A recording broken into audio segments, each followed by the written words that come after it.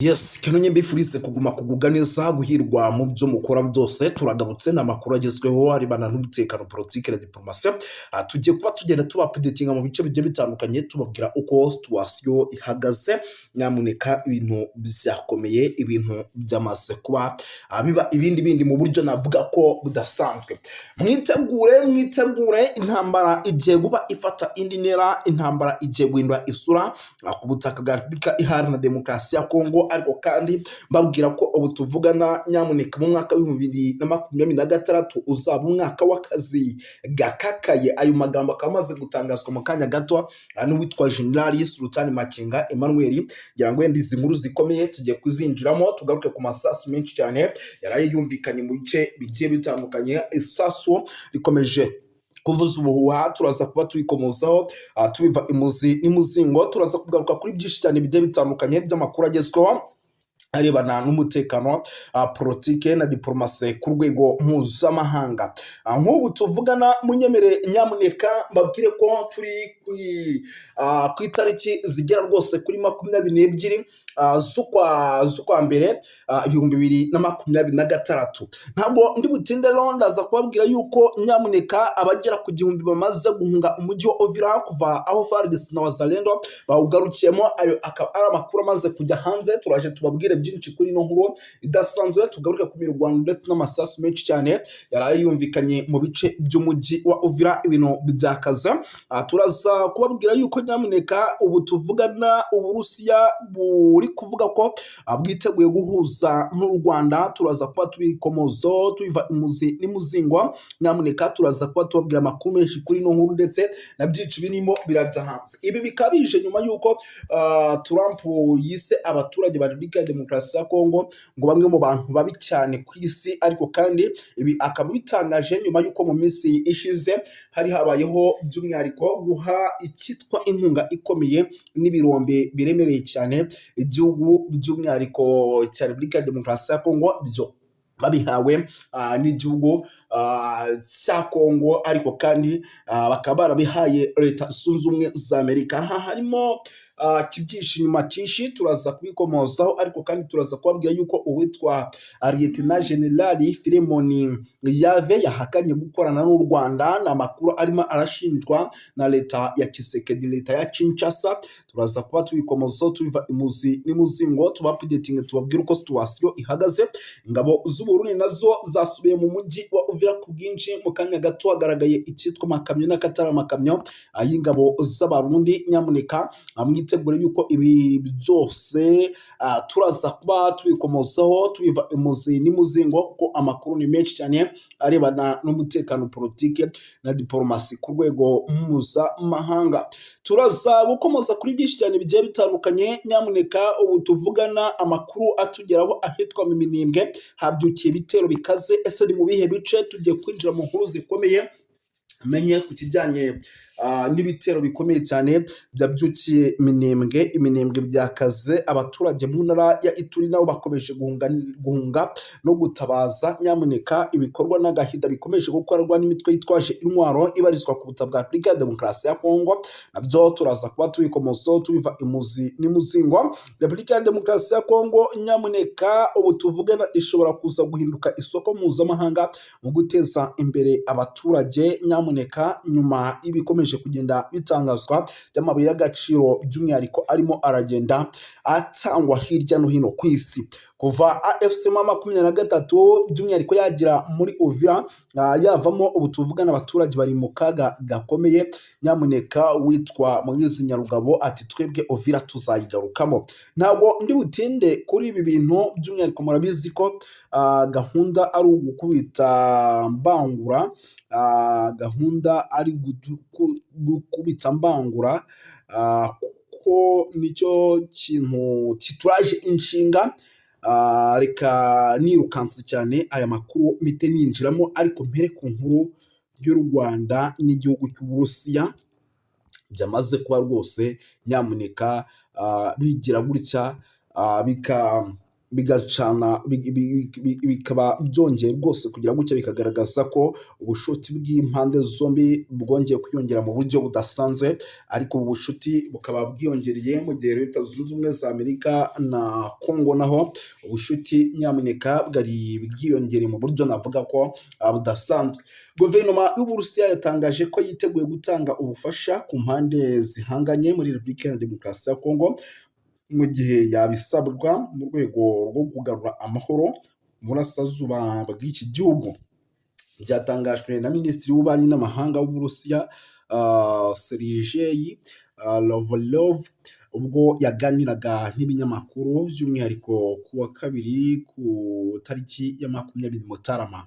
Minisitiri Lavrov yavuze ko nta cyizere gihari cy'uko intambara yo mu burasirazuba bwa Repubulika ya Demokarasi ya Kongo izarangira vuba, ku bijyanye n'ibibazo bikomeye bihari bitarabonerwa umuti w'igisubizo kirambye. Amakuru rero ya diplomasi, umukuru wa diplomasi y'Uburusiya yanzemo ati igihugu cyanjye cyifuza kubona umwuka mubi uri hagati y'u Rwanda ndetse umwuka mubi uri hagati y'u Rwanda ndetse na Repubulika ya Demokarasi ya Kongo urangira. Ati dusanzwe dufite imigenderanire myiza na Kongo hamwe n'u Rwanda kandi turifuza kubona uriya mwiryane uri hagati yabyo urangira.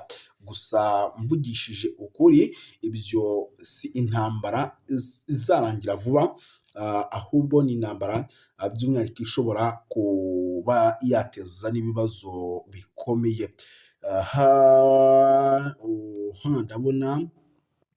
Ndabona hari byinshi hano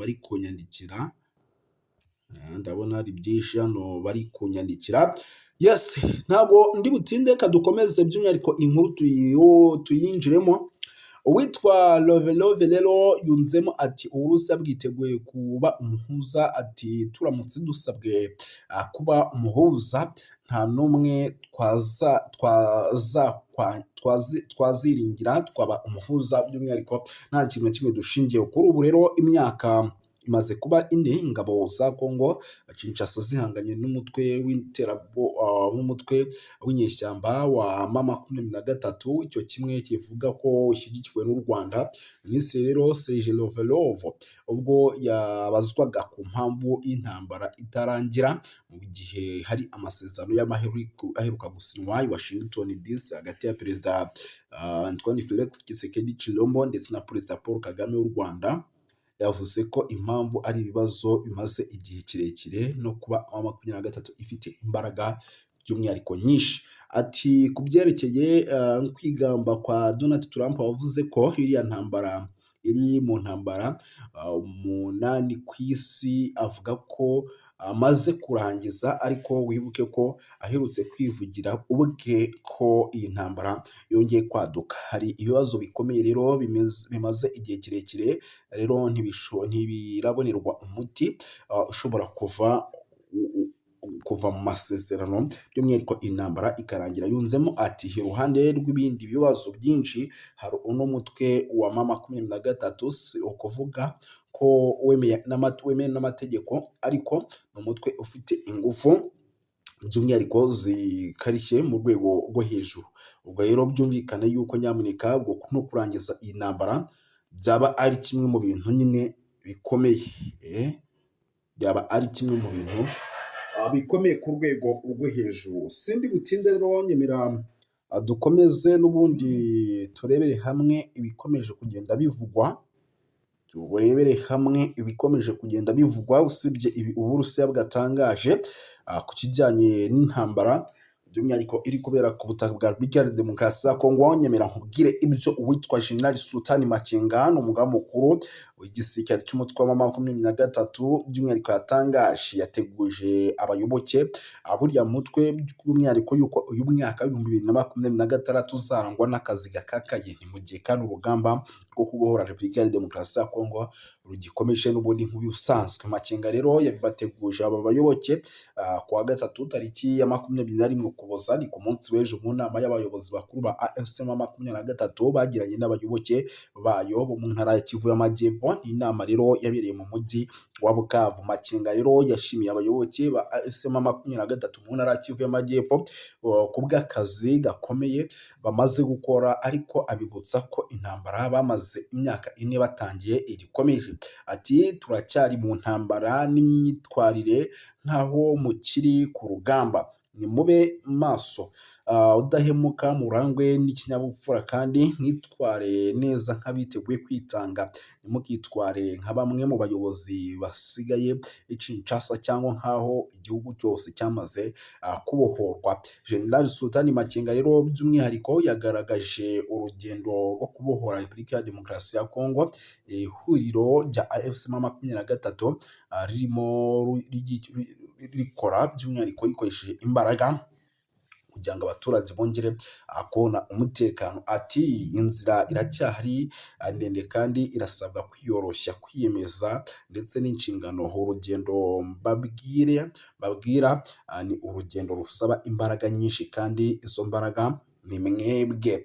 Ni intambwe rero by'umwihariko bahisemo yo guhagarika ibijyanye n'ibitero by'abagizi ba nabi kugira ngo amahoro aboneke. Makenga kandi yanashimangiye ko buri wese aho ari hose agomba kumva ko kubohora igihugu n'abaturage bacu bisaba intego n'umurava.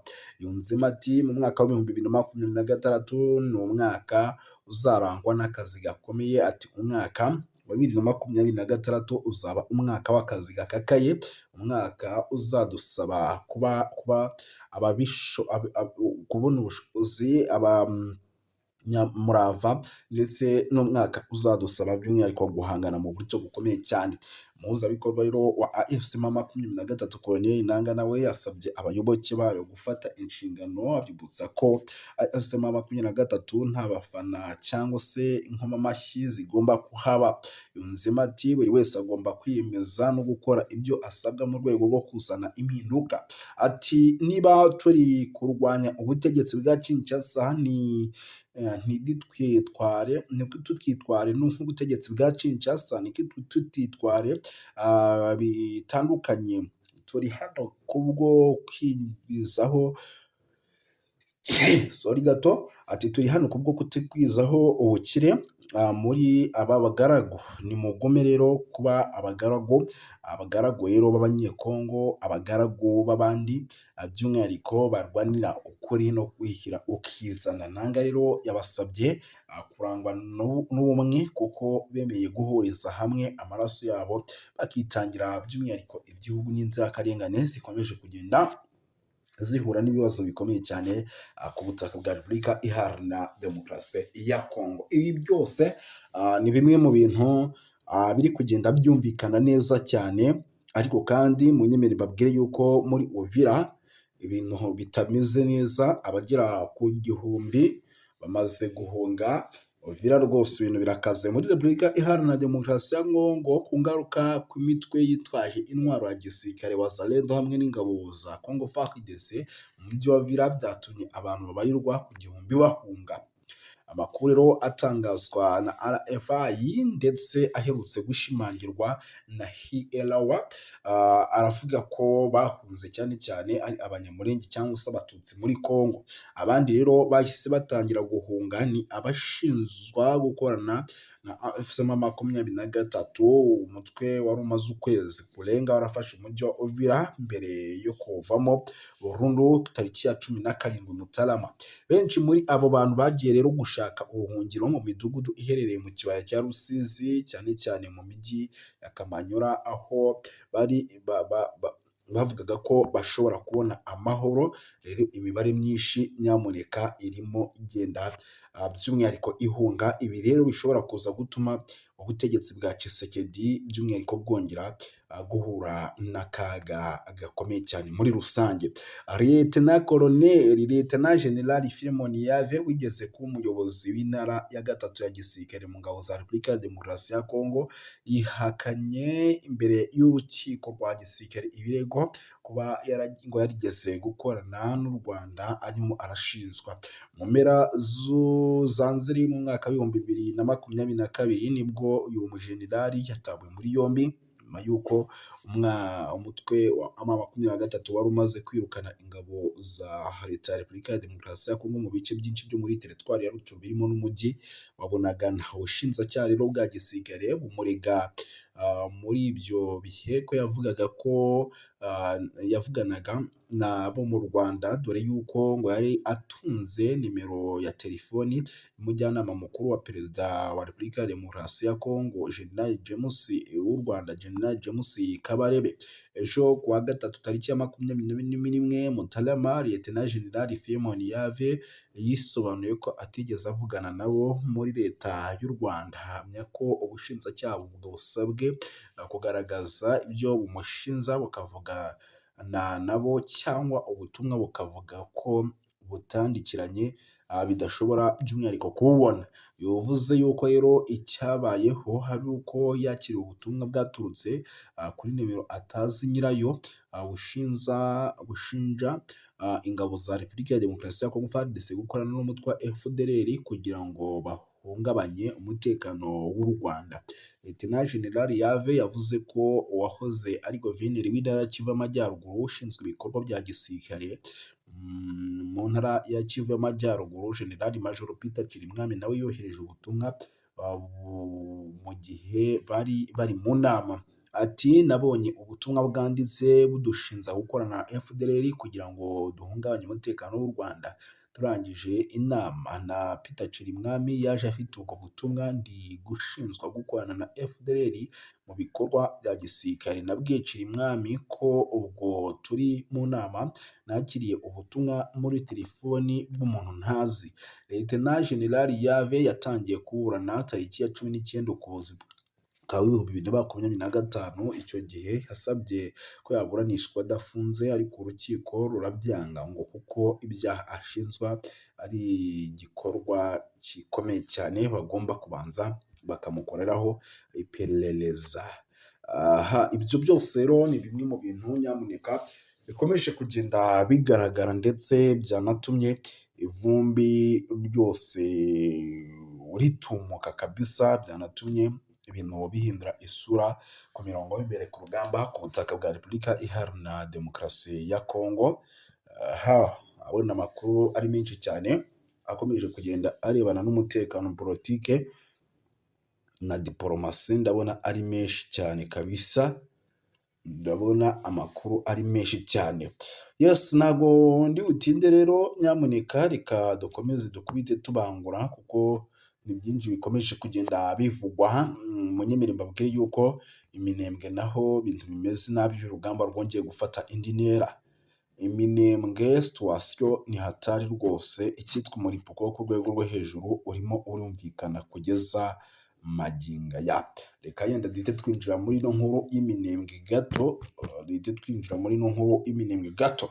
Ni urugamba ubu tuvugana rero ukomeje kubera ahitwa za Mikarati, rukaba urugamba avuga yuko rwose rushobora kuza gutuma ingabo za Repubulika ya Demokarasi ya Kongo FARDC by'umwihariko zikomeza guhura n'akaga gakomeye n'Abarundi, kuko igisirikare cy'intare cyamaze kuzenguruka cyagose imisozi yose iri strategique, cyagose bigaragaza neza yuko gishaka kuza gukora buri kimwe cyose by'umwihariko kugira ngo umutekano n'amahoro biboneke mu buryo bwihuse cyane.